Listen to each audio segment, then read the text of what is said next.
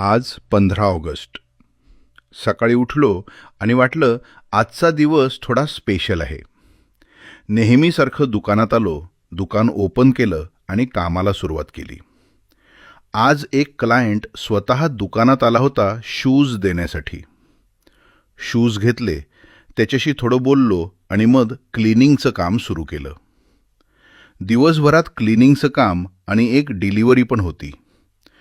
संध्याकाळी बाहेर पडलो तर विरार महानगरपालिकाजवळ तिरंग्याच्या कलर्समध्ये लाईट्स लावल्या होत्या. ते बघून खरंच छान वाटलं. काही मोठं स्पेशल केलं नाही आज, पण रोजचं काम करताना असे छोटे मोमेंट्स मिळतात ना, तेच दिवस चांगला करून जातात.